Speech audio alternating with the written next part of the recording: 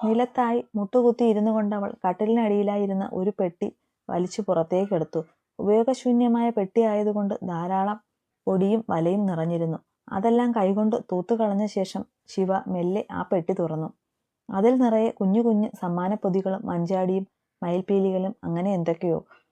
അതിനെയൊക്കെ വകഞ്ഞു മാറ്റിക്കൊണ്ടവൾ ഏറ്റവും അടിയിലായിരുന്ന ഒരു ഫോട്ടോ കയ്യിലേക്കെടുത്തു. നിഷ്കളങ്കമായി പുഞ്ചിരിച്ചു നിൽക്കുന്ന ഒരു പെൺകുട്ടി. ആ പീലിക്കണ്ണുകൾക്ക് പോലും വല്ലാത്ത തിളക്കം. ഐശ്വര്യം തൂകുന്ന മുഖം. കാഴ്ചയിൽ നിറം അല്പം കുറവാണെങ്കിലും സുന്ദരി. ശിവ ആ ചിത്രത്തിലേക്ക് തന്നെ മിഴികൾ ഉറപ്പിച്ചു നിൽക്കുമ്പോൾ അവളുടെ കണ്ണുകളിൽ പല പല ഭാവങ്ങൾ വന്നു നിറഞ്ഞു. അറിഞ്ഞോ, ചേച്ചിയുടെ മാത്രം നന്ദേട്ടന്റെ താലി എല്ലാവരും അറിയെ എന്റെ കഴുത്തിൽ വീണ്ടും ഏറ്റുവാങ്ങാൻ പോകുന്നു. പൊറുക്കോ എന്നോട്, അതോ വെറുക്കോ? ഇപ്പോഴും പഴയത് ഒന്നും മറന്നിട്ടില്ല ഞാൻ. തെളിയിക്കും പലതും. അത് പറയുന്നതിൻ്റെ ഒപ്പം ശിവയുടെ കയ്യിലിരുന്ന് ആ ചിത്രം ഒന്ന് വിറപൂണ്ടു. തൊടിയിലെ ചെറിയ ഓലമേഞ്ഞ കുടിലായി ഇരിക്കുകയാണ് നന്ദുവും ഗൗരിയും.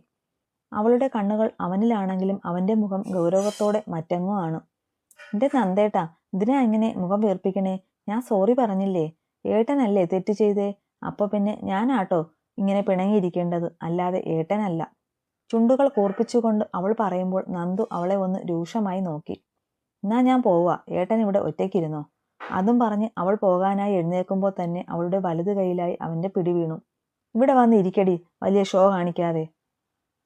ആ കയ്യിൽ പിടിച്ചു വലിച്ചുകൊണ്ട് അവൻ പറയുമ്പോൾ ഗൗരി കൃത്യം അവന്റെ മടിയിലായി വന്നിരുന്നു. അതോടൊപ്പം കണ്ണുകൾ നിറച്ച് അവനെ ഒന്ന് നോക്കി. നിന്നോട് ഞാൻ പലതവണ പറഞ്ഞിട്ടുണ്ട് ഗൗരി, നമ്മൾ തമ്മിൽ ഉള്ള പിണക്കത്തിന് ഒരിക്കലും അവളുടെ പേര് വരരുത് എന്ന്. എന്നാലും നിനക്കത് അനുസരിക്കാൻ വയ്യ അല്ലേ? എന്റെ നന്ദേട്ടാ, ഞാനിപ്പോ എന്താ ചെയ്തേ? നന്ദേട്ടൻ തന്നെ അല്ലേ ശിവയുടെ പേരും പറഞ്ഞ് എന്നോട് പിണങ്ങുന്നേ? എന്റെ ഗൗരി, നിന്നോട് തർക്കിക്കാൻ ഞാനില്ല. നീ ആ കരിമണ്ണിന്റെ കാര്യം വിട്ടിട്ട് നമ്മുടെ കാര്യം പറയും. ഗൗരവം നിറഞ്ഞ അവന്റെ സ്വരം പ്രണയത്തിലേക്ക് വഴിമാറുമ്പോൾ അവളും ഒരു പുഞ്ചിരിയോടെ അവനെ ഉറ്റുനോക്കി. എന്നാൽ അവരെ തന്നെ വല്ലാത്തൊരു ഭാവത്തിൽ നോക്കി നിന്ന ശിവയെ അവർ ഇരുവരും കണ്ടിരുന്നില്ല. മുറ്റത്ത് ചെറിയ വെയിൽ വന്നു തുടങ്ങിയതും സുഹാസിനി അമ്മ ഉണക്കാനിട്ട മുളകും കൊണ്ട് പുറത്തേക്കിറങ്ങി. മുറ്റത്ത് പായ വിരിച്ച് അവർ അതിലേക്ക് മുളക് ചിക്കിയിട്ടുകൊണ്ട് ഉയർന്നതും കാണുന്നത് പാടം കഴിഞ്ഞ് വീട്ടിലേക്കുള്ള ചെറിയ തടം വഴി കയറി വരുന്ന ശിവയാണ്. ഈശ്വരാ, എന്റെ കുട്ടിയല്ലേ അത്? അവളെ കണ്ടതും അവരുടെ മുഖം പൂനിലാവ് പോലെ ഉദിച്ചു. അതോടൊപ്പം കയ്യിലിരുന്ന പാത്രം നിലത്തിട്ടുകൊണ്ട് വേഗത്തിൽ മുന്നോട്ട് നടന്നു. എന്റെ അമ്മായി, ഞാൻ ഇങ്ങോട്ട് തന്നെയല്ലേ വരണേ? പിന്നെ എന്തിനാ ഇങ്ങനെ വിപ്രാളപ്പെടണേ? തനിക്കടുത്തേക്ക് വന്ന് തന്റെ കൈ കവരുന്നവരെ കണ്ട് അവളൊരു പുഞ്ചിരിയോടെ ചോദിച്ചു.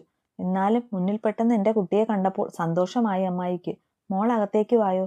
അമ്പലത്തിൽ പോയി വരണ വഴിയാണോ കുട്ടി? അവളുടെ നെറ്റിയിലെ കളഭക്കുറിയും കയ്യിലെ ഇലച്ചീന്തും കണ്ട് അവർ ചോദിച്ചു. അമ്മായി, ഇല്ലേച്ചാൽ എങ്ങോട്ടാന്ന് അറിയാൻ പുറകെ ആളുണ്ടാവൂല്ലോ. ശിവ ഒരു പുച്ഛത്തോടെ പറയുമ്പോൾ അവർ അവളെയും കൊണ്ട് അകത്തേക്ക് കയറി. ഏട്ടൻ എഴുന്നേറ്റില്ലേ? ഇല്ല മോളെ, രാത്രി 1:30 വരെ മുറിയിൽ വെളിച്ചം തെളിഞ്ഞു കിടന്നു. ശേഷം എപ്പോഴാണാവോ ഇറങ്ങിയിട്ടുണ്ടാവുക? അവർ ഒന്ന് നിശ്വസിച്ചുകൊണ്ട് പറയുമ്പോൾ ശിവ അവരെ ഒന്ന് പാളി നോക്കിക്കൊണ്ട് മെല്ലെ മുകളിലേക്കുള്ള പടികൾ കയറി. അതറിഞ്ഞ പോലെ സുഹാസിനി ഒരു പുഞ്ചിരിയോടെ അടുക്കളയിലേക്കും കടന്നു. ശിവ മുകളിലേക്ക് കയറുമ്പോൾ ധ്രുവിന്റെ റൂം പകുതി അടഞ്ഞ് കിടപ്പുന്നുണ്ടായിരുന്നു. അവൾ അത് തുറന്ന് അകത്തേക്ക് കയറുമ്പോൾ കണ്ടു ബെഡിൽ കമിഴ്ന്നു കിടന്ന് ഉറങ്ങുന്നവനെ. ശിവ അവന്റെ അരികിലേക്ക് വന്നിരുന്നു കൊണ്ട് മെല്ലെ തട്ടി വിളിച്ചു. ഏട്ടാ, ധ്രുവേട്ടാ. ശബ്ദം കേട്ട് അവനൊന്ന് മൂരി നിവർന്നുകൊണ്ട് മുഖം ചരിച്ചു നോക്കുമ്പോൾ മുന്നിലിരിക്കുന്ന ശിവ. അവളെ കണ്ട് ധ്രുവ് ചാടി എഴുന്നേറ്റു. ശിവമോളെ നീ?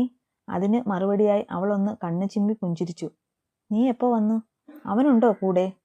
പുറത്തേക്ക് കണ്ണു പായിച്ചുകൊണ്ട് അവൻ അത് ചോദിക്കുമ്പോൾ ശിവ അവനെ കണ്ണുകൾ കൂർപ്പിച്ച് ഒന്ന് നോക്കി. ഓ സോറി, നീ ഇവിടെ വന്നാൽ പിറകെ അവൻ കാണുമല്ലോ, അതാ ഞാൻ ചോദിച്ചത്. ഞാൻ ഒറ്റയ്ക്കാ വന്നത്, എൻ്റെ കൂടെ ആരുമില്ല. ഇല്ലെങ്കിലും ശിവ എന്നും ഒറ്റയ്ക്കല്ലേ? ചുണ്ടു കോട്ടിക്കൊണ്ട് അവൾ അത് പറയുമ്പോൾ ധ്രുവ് ബെഡിൽ നിന്ന് എഴുന്നേറ്റ് തൻ്റെ മുണ്ട് ഒന്ന് മുറുക്കി ഉടുത്ത ശേഷം അവൾക്കടുത്തായി ഇരുന്നു. നീ തന്നെ ഇത് പറയണം. പഴയതെല്ലാം മറന്നു തുടങ്ങിയില്ലേ നീയും? ഒന്നും മറന്നിട്ടില്ല ശിവ. മറക്കാൻ കഴിയണത് അല്ലല്ലോ ഒന്നും. അത് പറയുമ്പോൾ ശിവയുടെ മുഖഭാവം മെല്ലെ മാറി വരുന്നുണ്ടായിരുന്നു. അത് കണ്ടാവണം ധ്രുവ് വേഗം കാര്യം മാറ്റി. പ്രത്യേകിച്ച് എന്തെങ്കിലും കാര്യം ഉണ്ടായിട്ടാണോ നീ വന്നത്? ഗൗരി.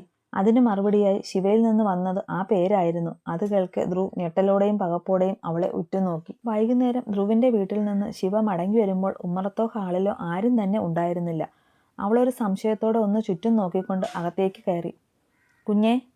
ഉമ്മറത്ത് നിന്ന് ഉള്ളിലേക്ക് കാലെടുത്ത് വയ്ക്കും മുന്നേ പുറകിൽ നിന്ന് കേട്ട ശബ്ദത്തിൽ അവളൊന്ന് നിന്നുകൊണ്ട് തിരിഞ്ഞു നോക്കി. പുറംപണിക്ക് നിൽക്കുന്ന നീലനായിരുന്നു അത്. എന്താ നീലേട്ടാ? അവൾ തിരികെ ഉമ്മറത്തേക്ക് വന്നുകൊണ്ട് ചോദിച്ചു, കുഞ്ഞെ, ഇവിടെ ആരുമില്ല, എല്ലാവരും കാവിലേക്ക് പോയിരിക്കുക. മേപ്പാട്ട് തിരുമേനി വന്നിട്ടുണ്ട്. അത് കേൾക്കെ അവളിലൊരു ഞെട്ടലുണ്ടാവാതെ ഇരുന്നില്ല. പക്ഷേ നന്ദുക്കുഞ്ഞ് അകത്തുണ്ടെന്ന് തോന്നുന്നു. അതിന് അവളൊരു തലയാട്ടോടെ മെല്ലെ ഒന്ന് മൂളിക്കൊണ്ട് അകത്തേക്ക് കയറിപ്പോയി. റൂമിലേക്ക് നടക്കും വഴി ശിവ കണ്ടു ഹാളിൽ കാലിന്മേൽ കാൽ കയറ്റി വെച്ച് ഇരിക്കുന്ന ത്രിലോകിനെ. അവനെ കണ്ടിട്ടും കാണാത്തതുപോലെ അവൾ ഉള്ളിലേക്ക് നടക്കുമ്പോൾ തന്നെ പിന്നിൽ നിന്ന് അവൻ്റെ സ്വരം ഉയർന്നു, കെട്ടിലമ്മ, അവിടെ ഒന്ന് നിന്നേ. ശിവ ഒന്ന് നിന്നു എങ്കിലും തിരിഞ്ഞു നോക്കിയില്ല. പെട്ടെന്ന് ത്രിലോക് അവൾക്ക് തൊട്ടു മുന്നിലായി കയറി നിൽക്കുമ്പോൾ ശിവ പെട്ടെന്ന് ഒരടി പിന്നിലേക്ക് മാറി. അവനെ കണ്ടിട്ട് വരുന്ന വഴിയാകുമല്ലേ? ആണെങ്കിൽ? എടുത്തടിച്ച പോലുള്ള മറുപടി ഉടനടി അവളിൽ നിന്ന് വരുമ്പോൾ ത്രിലോകിൻ്റെ കൈമുഷ്ടി ചുരുണ്ടു. എന്ത് കണ്ടിട്ടാടി പുല്ലേ നിന്റെ ഈ നെകളിപ്പ്? കറുത്തിരുണ്ട പോലുള്ള നിന്റെ ഈ മുഖം കണ്ടിട്ടോ, അതോ നിന്റെ മറ്റവനെ കണ്ടിട്ടോ? ഇത് രണ്ടും ഈ ത്രിലോകിൻ്റെ അടുത്ത് വില പോകില്ല. അവനെന്നല്ല, ആരൊക്കെ തടസ്സം നിന്നാലും ഈ വിവാഹം നടക്കും. നിന്റെ നല്ല കാലം ഇവിടെ തീർന്നു ശിവ. ഇനി നീ എനിക്കുള്ളതാ, ഈ ത്രിലോകിനുള്ളതാ. ഒരുങ്ങിയിരുന്നോ നീ? വലത് കൈ മുറുക്കി മറുകൈയിൽ പഞ്ച് ചെയ്തുകൊണ്ട് ത്രിലോകിൻ്റെ കലിയടക്കി അകത്തേക്ക് പായുമ്പോൾ ശിവയുടെ ചുണ്ടുകൾ മെല്ലെ ഉരുവിട്ടു. അത് തന്നെയാ നന്ദേട്ടാ എനിക്കും വേണ്ടത്. നിങ്ങളെ കിട്ടാൻ ഈ ശിവ ഏതറ്റം വരെയും പോകും. കാവിൽ നിന്ന് എല്ലാവരും ത്രിസന്ധ്യയോടെയാണ് മടങ്ങി വന്നത്. ഉമ്മറത്തിരിക്കുന്ന ശിവയെ കണ്ട് വിവേചിച്ചറിയാൻ കഴിയാത്ത ഭാവത്തിൽ പലരും അകത്തേക്ക് കയറിപ്പോകുമ്പോൾ സാവിത്രിയമ്മ മാത്രം എന്തോ പറയാനെന്നോണം അവൾക്കരികിലായി സ്ഥാനം പിടിച്ചു. മുത്തശ്ശിക്ക് എന്തെങ്കിലും പറയാനുണ്ടോ എന്നോട്? മൗനത്തെ കൂട്ടുപിടിച്ചിരിക്കുന്ന അവരോടായി ആ ചോദ്യം അവൾ ഉന്നയിക്കുമ്പോൾ സാവിത്രിയമ്മ ദേഷ്യം കലർത്തിയുള്ള ഒരു നോട്ടം അവൾക്ക് കൈമാറി. ആ കണ്ണുകളെ നേരിടാൻ കഴിയാതെ അവൾ തലതാഴ്ത്തി. അടുത്ത ആഴ്ചയാണ് നിങ്ങളുടെ വേളി നിശ്ചയിച്ചിരിക്കുന്നത്. നിക്കുൾപ്പെടെ ആർക്കും ഇതിനോട് താല്പര്യമില്ലെങ്കിലും നടത്തിയല്ലേ പറ്റൂ. ഇനിയൊരു ചീത്തപ്പേര് കൂടെ കേൾക്കാൻ എന്തായാലും ഞങ്ങളെ കൊണ്ട് കഴിയില്ല. അതുകൊണ്ട് മാത്രം ഇങ്ങനെ ഒരു തീരുമാനമെടുത്തത്. അത്രമാത്രം പറഞ്ഞുകൊണ്ടവൾ അകത്തേക്ക് കയറിപ്പോകുമ്പോൾ ശിവ ഒരു ചിരിയോടെ കണ്ണുകൾ പുറത്തേക്ക് പായിച്ചിരുന്നു. നീ ഇങ്ങനെ കരഞ്ഞിട്ട് കാര്യമില്ല പവി, എല്ലാം നമ്മുടെ കൈവിട്ടു പോയി. അഭി പവിക്കരികിലിരുന്ന് അവളെ സമാധാനിപ്പിക്കാൻ ശ്രമിക്കുന്നുണ്ട് എങ്കിലും അതൊന്നും അവളുടെ ഉള്ളിലേക്ക് കയറുന്നുണ്ടായിരുന്നില്ല. അങ്ങനെയെല്ലാം അവസാനിച്ചിട്ടില്ല അഭി, ഇനിയും നമ്മളെ കൊണ്ട് പലതും ചെയ്യാൻ കഴിയും. ആദ്യം എന്താ ഉദ്ദേശിക്കുന്നത്? അഭി ഒരു സംശയത്തോടെ ചോദിച്ചു. നിങ്ങൾക്ക് ഓർമ്മയില്ലേ, വർഷങ്ങൾക്ക് മുമ്പേ നമ്മുടെ കൂടെ ഉണ്ടായിരുന്ന ഒരുവളെ? അത് നമ്മുടെ ഗൗരി ചേച്ചിയല്ലേ? ഇഷയിൽ നിന്ന് ഉടനടി അതിൻ്റെ മറുപടി വരുമ്പോൾ ആദ്യം ഒഴികെ ബാക്കി എല്ലാ മുഖത്തും ഒരു ഞെട്ടൽ പ്രകടമായി. അതെ, ഗൗരി തന്നെ. ഈ പാലക്കൽ തറവാട്ടിലെ ഓരോ പുൽക്കൊടിക്ക് പോലും സുപരിചിതയായവൾ. ത്രിലോകനാഥിൻ്റെ പ്രണയം. അവൾ വരണം വീണ്ടും ഈ തറവാട്ടിലേക്ക്. ആദി വല്ലാത്തൊരു ഭാവത്തിൽ അതും പറഞ്ഞ് മൂവരെയും നോക്കി ഒന്ന് പുഞ്ചിരിച്ചു. ആദി, അത് വേണ്ട, കാര്യങ്ങൾ കുറച്ചുകൂടെ കോംപ്ലിക്കേറ്റഡ് ആവുകയേ ഉള്ളൂ. എനിക്ക് വേണ്ടത് ത്രിലോകിനെയാണ്. ഗൗരി വന്നാൽ പിന്നെ എനിക്കൊരിക്കലും അവനെ കിട്ടില്ല എന്ന് നിങ്ങൾക്കറിയില്ലേ. അങ്ങനെ നഷ്ടപ്പെടുത്തി കളയാനല്ല ഞാൻ ഇത്രയും തരം താഴ്ന്ന പ്രവൃത്തി വരെ ചെയ്ത് അവൻ്റെ മനസ്സ് മാറ്റിയത്. പൊട്ടിത്തെറിക്കും പോലുള്ള വാക്കുകളായിരുന്നു പല്ലവിയുടേത്. അതേ ഏട്ടാ, ചേച്ചി ആ പറഞ്ഞത് കറക്റ്റാണ്. ഗൗരി ചേച്ചി മടങ്ങി വന്നാൽ കാര്യങ്ങൾ കുറച്ചുകൂടെ വഷളാവുകയേ ഉള്ളൂ. പിന്നെ നമ്മുടെ കയ്യിലൊന്നും നിൽക്കില്ല. ഇഷ കൂടെ അവളെ സപ്പോർട്ട് ചെയ്തു പറഞ്ഞു. എന്നാൽ യാതൊരു ഭാവവ്യത്യാസവും ഇല്ലാതെയാണ് ആദി അവർക്ക് മുന്നിൽ വന്നു നിന്നത്. പവി, നിനക്ക് കാണേണ്ടത് ഏട്ടൻ്റെയും ശിവയുടെയും വിവാഹമാണോ, അതോ വിവാഹം മുടങ്ങി തല താഴ്ത്തി മണ്ഡപത്തിൽ നിന്ന് ഇറങ്ങിപ്പോകുന്ന ശിവയെയാണോ? അവൾക്ക് അതൊരു ആശയക്കുഴപ്പം നിറഞ്ഞ ചോദ്യം തന്നെയായിരുന്നു. എന്ത് ചെയ്തിട്ടായാലും എനിക്ക് ത്രിലോകിനെ വേണം ആദി. അവനില്ലാതെ ഒരു ജീവിതം എനിക്കുണ്ടാവില്ല. എന്നാൽ നീ പറയുന്നത് അനുസരിക്ക്. ഏട്ടനെയും ശിവയെയും തെറ്റിക്കാൻ കഴിയുന്ന ഒരു ബ്രഹ്മാസ്ത്രം ഇപ്പോൾ നമുക്ക് മുന്നിലുള്ളൂ. അത് ഗൗരിയാണ്. സോ അവൾ വരണം ഈ തറവാട്ടിലേക്ക്. ഒന്നും കാണാതെ ഞാൻ ഇങ്ങനെയൊന്നും പറയില്ല എന്ന് നിങ്ങൾക്കറിയില്ലേ. ഗൗരി മടങ്ങി വന്നു കഴിഞ്ഞാൽ പിന്നെ ഈ അന്തരീക്ഷമാവില്ല തറവാട്ടിൽ. കളിയാകെ ഒന്ന് കൊഴുക്കും എന്നെനിക്ക് തോന്നുന്നു. നമുക്ക് ഭാഗ്യമുണ്ടെങ്കിൽ ശിവ വീഴും. അവൻ്റെ ആ വാക്കുകളിൽ കണ്ണു ചിമ്മാതെ ഇരുന്നു പോയി മൂവരും. ഗൗരി, ശിവ, ധ്രുവ്, ഇവർ 3 പേർക്കും അറിയാവുന്ന, എന്നാൽ നമുക്ക് ആർക്കും അറിവില്ലാത്ത എന്തൊക്കെയോ കാര്യങ്ങൾ നിലവിലുണ്ട്. ഒരു പക്ഷേ അന്നത്തെ ഇൻസിഡൻറ്റിനെ കുറിച്ച് ഉള്ളതാവണം. അതൊക്കെ പുറത്തു വരണമെങ്കിൽ ഗൗരിയുടെ മടങ്ങുവരവ് അനിവാര്യമാണ്. പക്ഷേ ചേച്ചി വരുമോ? അങ്കിളും ആൻറ്റിയും ഒക്കെ ഇപ്പോൾ ചേച്ചിക്ക് കൂടെ ജർമ്മനിയിലാണെന്നാണ് മമ്മ പറഞ്ഞത്. അത്രമാത്രമല്ല, നമ്മൾ വിളിച്ചാൽ ഒരിക്കലും ചേച്ചി വരില്ല. മുൻപ് നമ്മളോട് അത്ര അടുപ്പമൊന്നുമില്ലായിരുന്നല്ലോ ചേച്ചിക്ക്.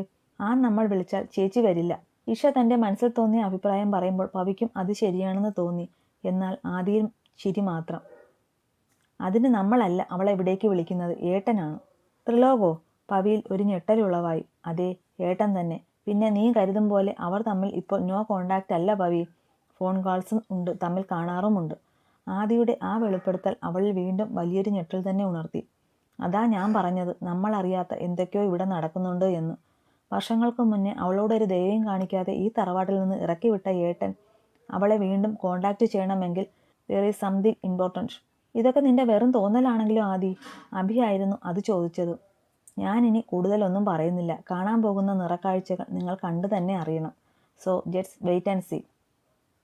അത്രയും പറഞ്ഞ് അവൻ പുറത്തേക്ക് പോകുമ്പോൾ ബാക്കി മൂവരും കാര്യം മനസ്സിലാകാതെ പരസ്പരം നോക്കി. നിലത്ത് ചിതറിക്കിടക്കുന്ന വർണ്ണചിത്രങ്ങൾക്ക് നടുവിലായി കമിഴ്ന്നു കിടക്കുകയാണ് അവൾ. കയ്യിലിരിക്കുന്ന പെയിന്റിംഗ് ബ്രഷിൽ നിറം കലർത്തി അവൾ അടുത്ത പേപ്പറിലേക്ക് പകർത്തുകയാണ്. മുട്ടിന് താഴെ നിൽക്കുന്ന സ്കർട്ടിനുള്ളിലെ വെളുത്ത കാലുകൾ നിലത്ത് ഉരുമുന്നുണ്ട്. അതിന് മാറ്റുകൂട്ടാനെന്നോണം താളം പിടിക്കുന്ന വെള്ളി പാദസരവും. ഗൗരി! അടഞ്ഞുകിടന്ന വാതിൽ തുറന്ന് അവർ അകത്തേക്ക് കയറി വന്നു. പിന്നിൽ നിന്ന് കേട്ട ആ ശബ്ദത്തിൽ അവളൊന്ന് തിരിഞ്ഞു നോക്കി. എന്താ അമ്മേ? ദേ നിനക്കൊരു കോളുണ്ട്, ആദിയാണ്. അവർ തന്റെ കയ്യിലിരുന്ന ഫോൺ അവൾക്ക് നേരെ നീട്ടിക്കൊണ്ട് പറയുമ്പോൾ പീലികളാൽ തിങ്ങി നിറഞ്ഞ ആ കണ്ണുകൾ ഒന്ന് ചിരിങ്ങി. അമ്മ പൊയ്ക്കോ. ഫോൺ വാങ്ങി കയ്യിൽ പിടിച്ചുകൊണ്ടവൾ അവരോടായി പറയുമ്പോൾ അവൾ പുറത്തേക്കിറങ്ങി വാതിലടച്ചു. ഹലോ, പറയൂ.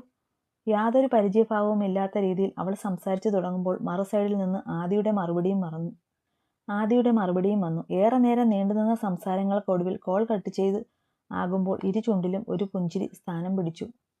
ശേഷം അവൾ ഡോർ തുറന്ന് റൂമിൽ നിന്ന് പുറത്തേക്ക് വരുമ്പോൾ അവളുടെ ആ വരവും പ്രതീക്ഷിച്ച് സരിതയും വിശ്വനും പുറത്തു തന്നെ ഉണ്ടായിരുന്നു. എന്തായിപ്പോ തറവാട്ടിൽ നിന്നൊരു കോൾ, അതും വഴിവിഴച്ച നിനക്ക്? വാക്കുകളിൽ പുച്ഛം കലർത്തി വിശ്വൻ അത് പറയുമ്പോൾ ഗൗരി ഒന്ന് ചിരിച്ചു. അച്ഛനും അമ്മയും അറിഞ്ഞോ? തറവാട്ടിൽ ഒരു മംഗളകർമ്മം നടക്കുക. ത്രിലോകിന്റെയും ശിവതയുടെയും വിവാഹമാണ് നെക്സ്റ്റ് വീക്ക്. ചുണ്ടിൽ മാറ്റേറിയ പുഞ്ചിരിയുടെ അകമ്പടിയോടെ അവൾ അത് പറയുമ്പോൾ അവർ ഇരുവരുടെയും മിഴികൾ അവളിൽ തന്നെയായിരുന്നു.